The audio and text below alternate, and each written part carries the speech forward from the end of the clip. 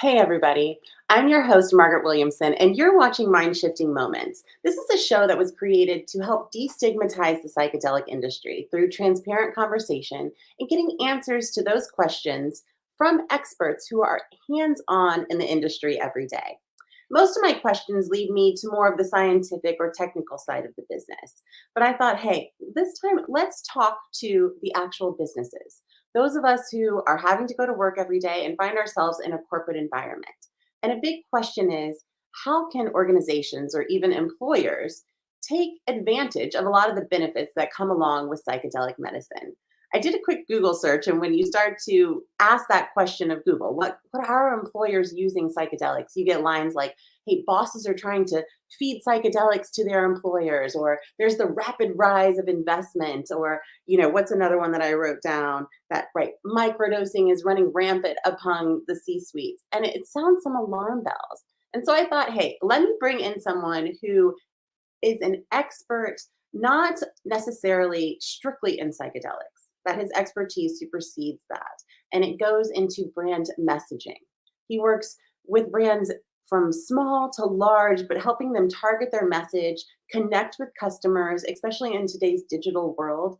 And he talks a lot about moving from that transactional relationship into ways that we can really start to form connections and bonds that run deep with not only our exterior customers, but our interior stakeholders as well. So please help me welcome Chris Waters to Mind Shifting Moments. Hello, Chris. How Hello, are you? Margaret. Great. How are you? Great. I'm so excited to have this conversation because it straddles, my two worlds, right? That we're always out here. We want to do good. We're mission driven. We're passion fueled. But at the same time, we live in a corporate setting where profit is what drives the bottom line, and it really has to make sense and make sense for everyone involved. And I wanted to talk about that. How can those people that are sitting in HR or as employers start to utilize what's happening in the psychedelic industry as the industry begins to bloom and stigmas are being diffused? How can then corporations that are ready step into that gap?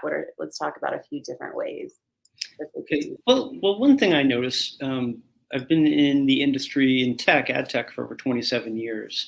And across the board, especially now with trends like quiet quitting and that worker kind of, it's the worker versus management kind of line of demarcation with the remote working, those opportunities to bond with your coworkers are becoming fewer and fewer. People don't feel the same loyalty towards working for a company just because management has such turnover in so many positions. It doesn't really enable people to feel connected with that brand. So what we hope to do with a retreat that would utilize psychedelics, if you will, or meditation or yoga or any real vehicle, would be to really connect those people with the brand to help them do their life better. They're earning their money, they're paying for their rent and their basic and daily needs, but it's also fulfilling another piece of their puzzle with who they are. And where you work and your career defines a good part of who you are and where you spend your time. And statistics show we have a greater chance of having a life-changing moment in front of our coworkers than we do with our own families, just given on the way life works and how much time we put into our careers. So the chance to bond with each other in a unique environment, whether it's at a luxury resort or out in nature, and to have an experience that a psychedelic retreat would offer, to have that collective consciousness, if you will, sort of moment, sort of form, where people set those intentions, get to know each other, and develop those deeper connections within. It becomes less transactional, less fiduciary, and more of a friendship that has a much deeper bond, because now you've created a core memory for them. And that is really what will make them think twice before they just jump ship and take something, a new job, or move on to a new position, because they've really connected with their coworkers on a much deeper, meaningful level. I love Um, that. And it's like almost, instead of one more conference, maybe in Orlando or in Vegas, we switch it up and we can do it. But what about in those locations? So that makes me wonder about the legality, right? Those are a lot of questions people have around sure. the legality of psychedelics and how, those can still be infused in today's landscape. Well, right now, states like Oregon are really the standard bearers when it comes to legalizing these types of activities. So I think for now, the focus would have to be on either countries like the Netherlands or states like Oregon that have much more open mind when it comes to these types of therapies, Mhm. and to kind of start there. And Oregon has so many natural beauty spots because I think connecting with nature as well as another component to it, which enables you to kind of step away from the ideas of man for a moment, clean that slate with the psychedelics, if you will, and look at things through a new lens. And I think by cleaning your senses in nature and then opening them up even more with the psychedelic, it can help you arrive at some new insights into yourself, into the people that you work with, into your department, as well as into your brand and how it's positioned to the world. Let's dive deep in there for a minute because that got my brains going. And it's like, right, we're creating some of this neuroplasticity that you're going out, you're kind of wiping it clean.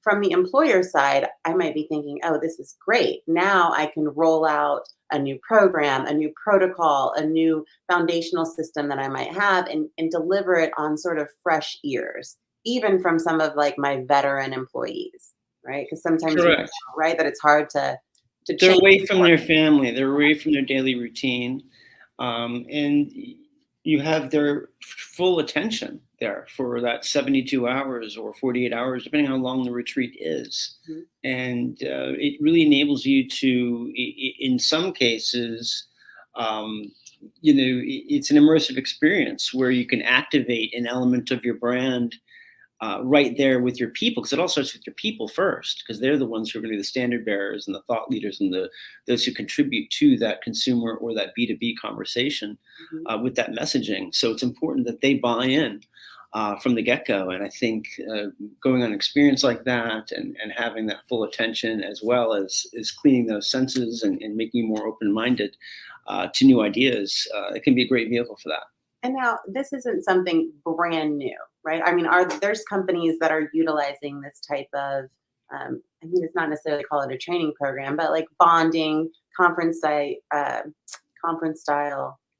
It setting. could be, yes, it can be around any activity. It doesn't always have to be, it can be, like I said, it could be a yoga retreat. You could bring out a night sky photographer. You could bring in other elements in that don't necessarily have to be psychedelic medicine. A lot of power can be had in a silent retreat with mindful meditation, yoga, and just escaping into a natural area and doing a very light psychedelic like hoppe, for instance, that doesn't have any scheduling or DEA Yeah. situation to it, right? So there are many things that can connect us, and rituals that fasting is another way.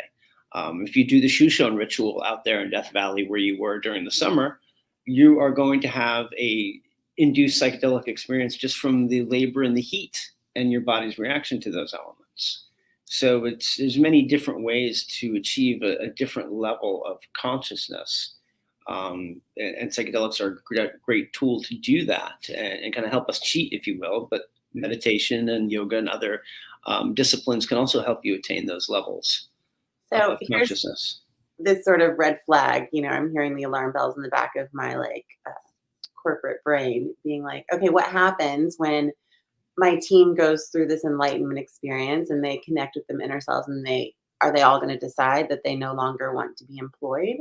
You know, is that something that like corporations should be concerned about? I That don't think like so, because we all need to make a living, obviously. And when they connect deeper within themselves, they can find it at times that they get great value from being a part of something larger than their own person. So they wouldn't be attending that retreat and working at their company if they have that deeper underlying issue.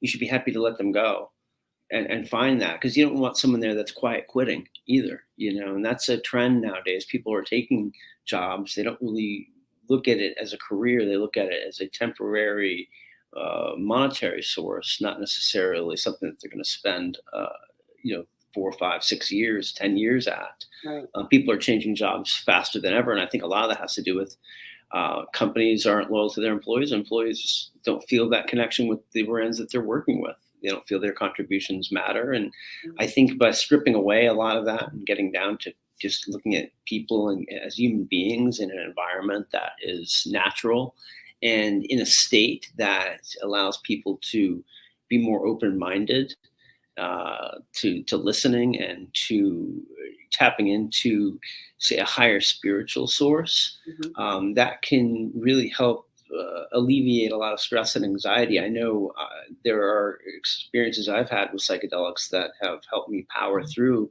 a lot of serious life events that if I had grasped onto booze or pills or some other substance could have had disastrous consequences for me.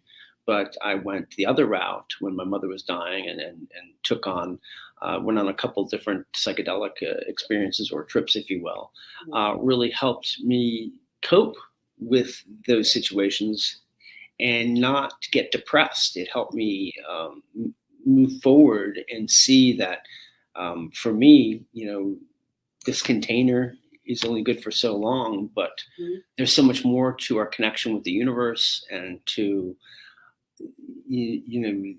space, if you will, than meets the eye. We get to be the eyes and ears of the universe to learn through us experiencing love and everything we experience in this lifetime on planet Earth.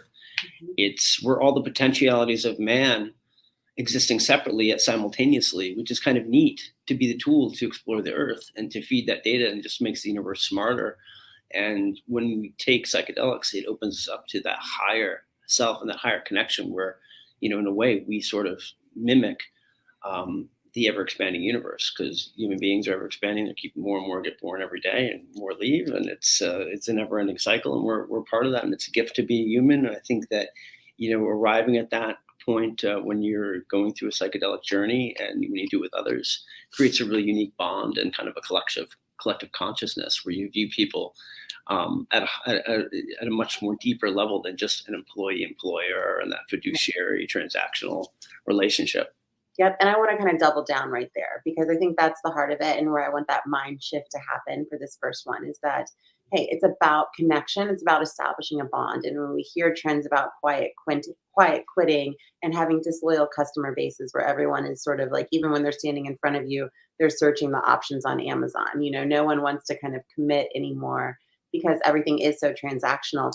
And what you're saying is that kind of breaking out of the norm and the routine and getting people away from their typical settings, right? Putting them into a new setting with specific set intentions, right? We talk about setting that by an employer facilitating an opportunity for their team members to be a part of that is such the creation of a core memory, to quote you, that then that bond, that loyalty, that connection just becomes intrinsic, right? It becomes subconscious. It's just tied into now a part of who they've become as a person. So it doesn't necessarily have to be a retreat that's focused on pushing through the company values or rolling out this new initiative. It's saying, hey, we want you to become the best version of you possible, because we know when that happens, your output is better, you're more involved, you're more committed.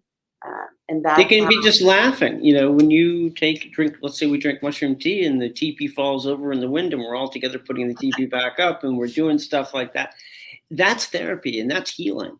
There's so much laughter that goes on a psychedelic experience. It's not this dark, crazy, drug binge. It's more of a way to kind of just loosen up, connect more with the earth, especially with mushrooms and some of these other psychedelics that are more natural, and tap into that gift we all have within to transcend our bodies and see our higher selves and to see the divinity within each of us. And that is what fosters that type of bond, where then you look at someone not only as, hey, I work with David every day and he's in accounting. Now it's like, oh, we had this great experience out in the desert. We shared, we talked about our families, we talked about our hopes, our dreams. And that's what we're working for, to push those hopes and dreams forward, to provide the best lives for our family. We connect with that brand to hopefully do life better. And by connecting with the brand as an employee or as someone in management, that's a lot of your time you're putting into that. You might as well make it worthwhile and have a deeper connection with those around you than just have everyone adversarial and transactional and fit into these little boxes, and it's not fulfilling. That's why you see quiet quitting. That's why you see people just setting out, starting their own businesses, even if it's going to be a complete failure from the get-go. But they're doing it. Yeah. They've only connected with themselves. They don't Right. see, right, the mutual investment. It's like drowning at the beach and waving to everyone, and they're all, and no one sees you, and there's so many people that are just drowning all around us at the office that are either depressed or going through different life events and life struggles, but yet they're still carrying on their game face. It helps them be able to kind of strip that off and to loosen up and to, like I said, foster a little bit deeper connection, deeper empathy for those around them. And I think that's important. Empathy is so important and missing in this society. I agree. And, I'm glad you brought that back up, because I had a note here while you were talking that, we hear so much how much psychedelic medicine can help processing trauma, after something has happened, whether that has happened decades prior in your life or something that, might be, you're still in the midst of it, right? And it's kind of helping you rewire some of those thought processes and the way you make decisions, so you have a larger view, you have increased empathy. Our coworkers are balancing several life events at once in some cases, Perfect. That's what I wanted to dive into. So you're already on my wavelength, like that. I want employers to sort of start to repackage what they view as trauma, right? We're sort of down with the big ones, right? A death in the family, that's major trauma. But also it could be an acquisition. That's traumatic, right? Definitely. A change in management. A death inside of your work team, not just your family, right? These are traumatic events because, like what you said, we spend the majority of our time usually in our work environment, in that work setting. And so, as managers, we need to be cognizant that, one, we really don't know what's happening inside of a lot of our teams' personal lives.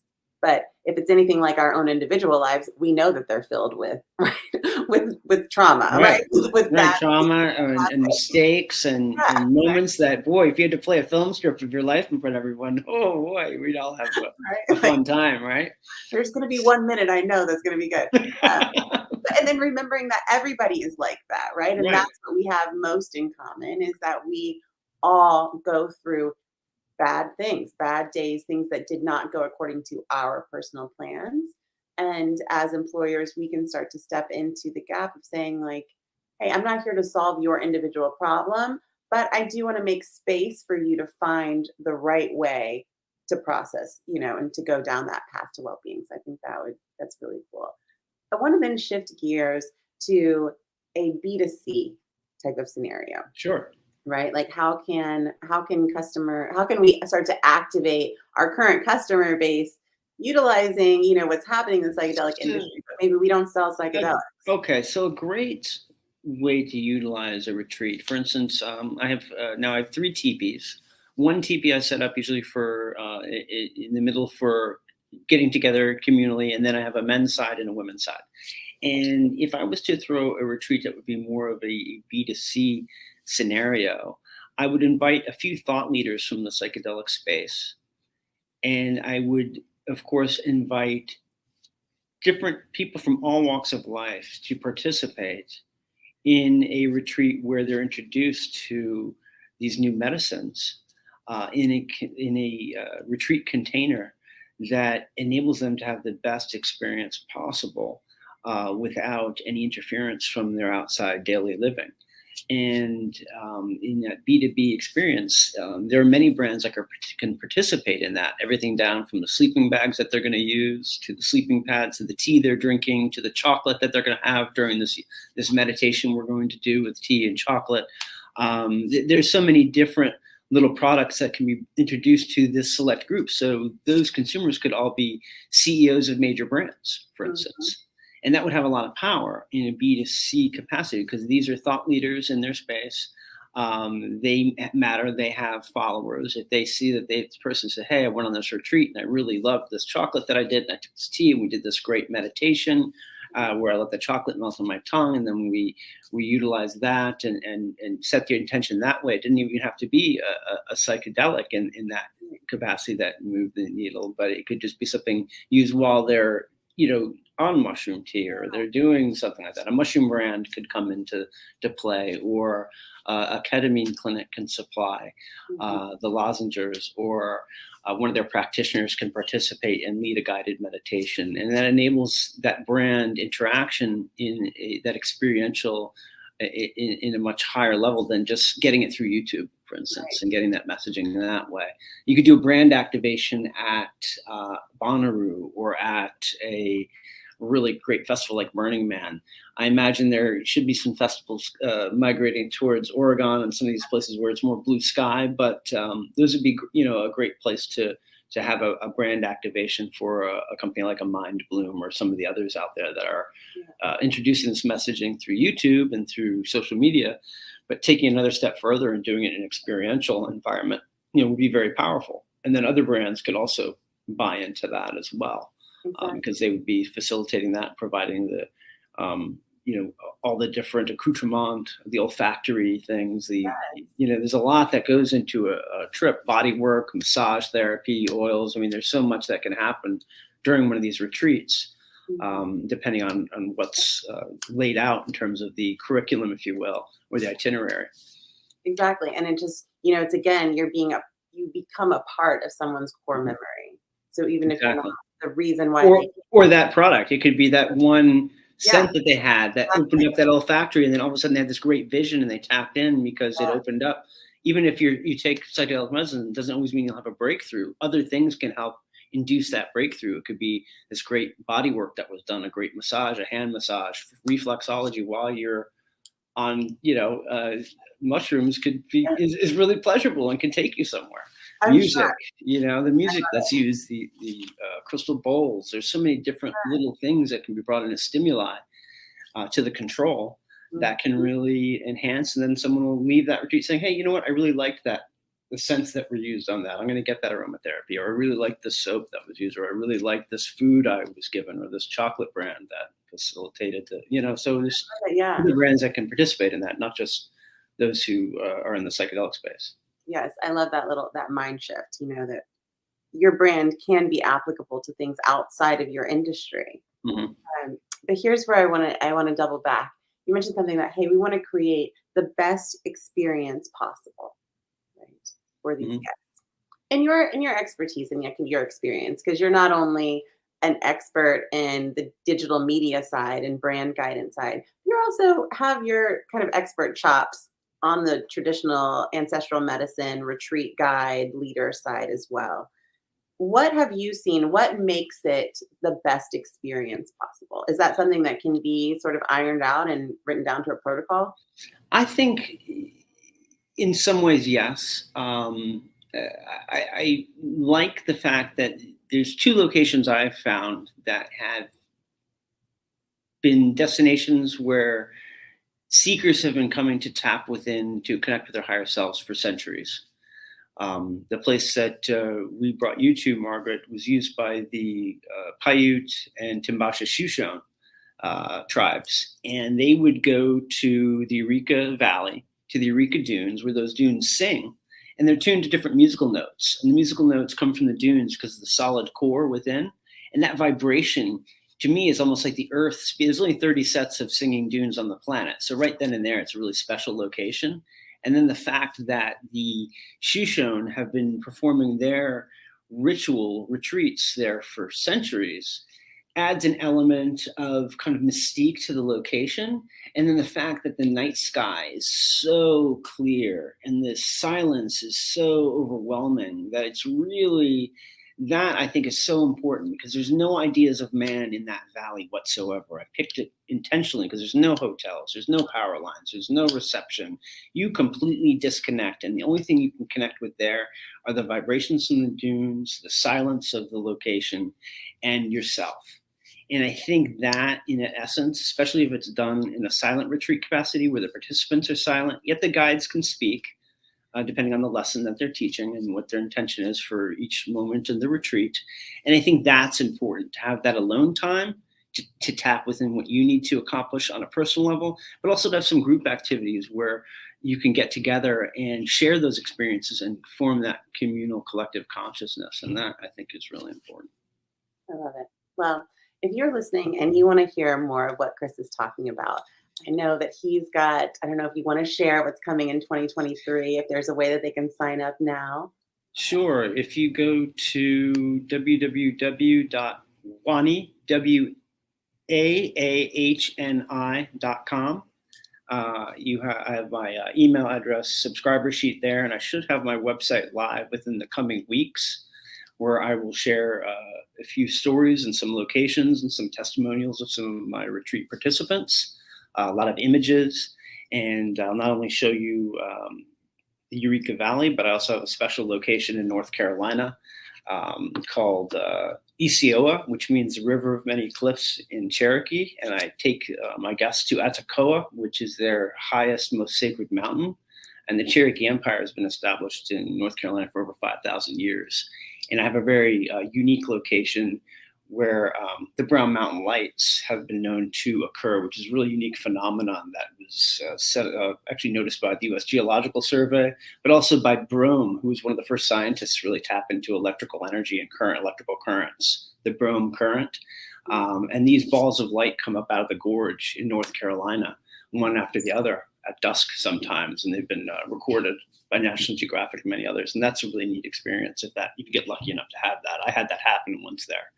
And it was a very unique psychedelic experience, plus with the waterfalls and everything.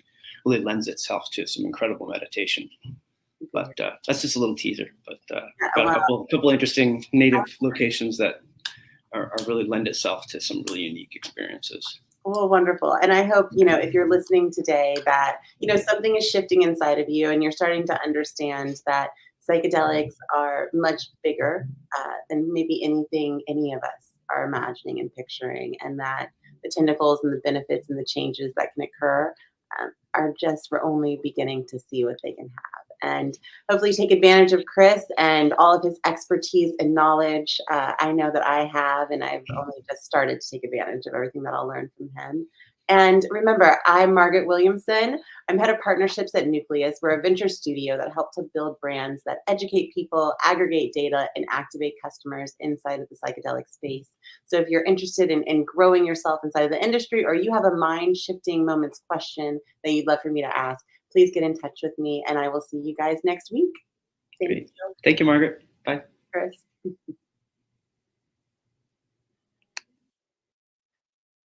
Awesome. Yeah, guys. So, what did you guys think about that episode? It was a good one. Lots of mind shifts. Here were my big takeaways, right? The one that when we're talking about making a bond, that's what is most important, not only with our interior stakeholder teams as in management, right? Our employees, our peers, even upper management. We want there to be a bond that's much deeper than just our working relationship. And then the flip side is, what about that bond that we're creating with our customers? And now we don't have to say, oh, we're going to bring our customers on a psychedelic retreat, but we can be part of psychedelic retreats that are happening by placing our products strategically in those mix and then opening those retreats up to our client base and seeing which of our clients, which of our VIPs will start to lean that way, which take advantage of that offer, right? And we can start to learn more insights because we already understand that the more we know about our customers, the better we can serve them, right? And that's what we want to do, right? That's the goal of our bottom line, and we can start to take advantage of the benefits and the growth that's happening inside of the psychedelic sector to start to raise profits for ourselves, right? That we can say, okay, what happens as people attend these retreats? How could my product or my service or my offering play a role in this? And even service-based businesses really need to pay attention to that, because with a service-based business, whether it's even a restaurant or a therapist or a coach, the experience can sometimes end after they've ended their session, right? After they've ended their meal. How do I stay top of mind? I'm hoping that the impact that I'm able to make in that actual moment will run deep enough. Well, with psychedelics, we have a great increased chance and probability that we are creating a core memory for those customers inside of that retreat. So whether that's going to be our logo on the side of the teepee, or as a breakout session that we could help, or where we have our logos on the side of tissue boxes or bottled water, then it just subconsciously fuses into their experience with them, and we become a part of their lifestyle instead of just a transactional experience or moment, right? Does that make sense? And then I want to keep talking to you guys since I have the airtime. Let me think through another big mind shift that happened to me while Chris was talking today. Was that trauma, right? That was another big one for me. That trauma doesn't have to be something huge, something that sometimes leaves a physical result, right? A, a cause and effect situation. We might not always see the results of trauma on our team members' faces, but that doesn't mean that there hasn't been anything experienced, that they haven't experienced some kind of trauma at home that we can help them through. And then the other part is the trauma that may be happening at work, right? Through this transition of coming back into the office, through acquisitions, through mergers, through new positions, that there's just always an opportunity for our team member to be able to find out more about themselves. And as they do that, to Chris's point, that if there's some that feel like, hey, I've done this introspection and now I know that this is not the place for me, then we have to be happy, right? At the same time as when people opt out of our email address, after our email list, that there's a part that's like, ah, what did I do wrong? And then the other part is like, well, thank you for having the courage to say this isn't for me. So I don't have to continue to waste my time and my money and my resources trying to appeal to someone who's never really going to get it, right? We don't have to continue to try to raise the morale, the team morale of a team member that no longer wants to be part of the team, right? And so that's helpful as we can get to know those things. The other part was that, and I didn't get to ask Chris about this, but I wanted to kind of put in perspective is that, hey, what's the cost analysis, right? If we've been going and we're taking our employees on retreats to Orlando, to the major theme parks, to Vegas, because everyone loves the weekend away. And we start to say, all right, what if I were to invest that similar amount or maybe even a little less into a retreat that would bring my employees back?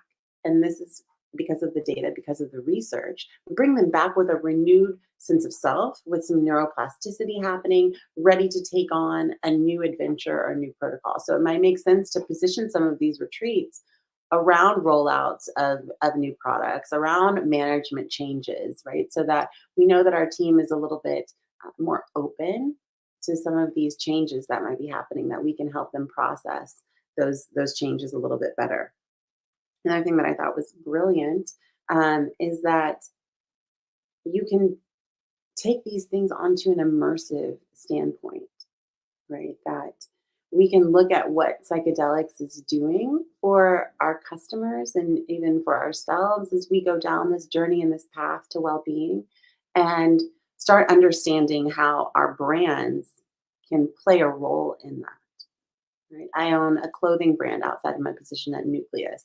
And now I can understand that me making the backpacks for those people who go on psychedelic retreats, I need to be less about concerned about who those individuals are than the impact and the connection that I am going to be able to make with them while they're on this retreat. Because right now, this isn't a cheap vacation, right? It's not going to fall under that moniker. So anyone who has sought out this as a modality and a treatment method to help them optimize or to get past trauma, then they're committed. I know that these are people that are interested in doing well and doing better. And so that is a sound investment for me to be able to make. But yeah, what were some of your guys' big mind shifts that happened during that episode? I like having this after the show section here. So leave it in the comments, let me know, and I'll talk to you guys soon. Bye.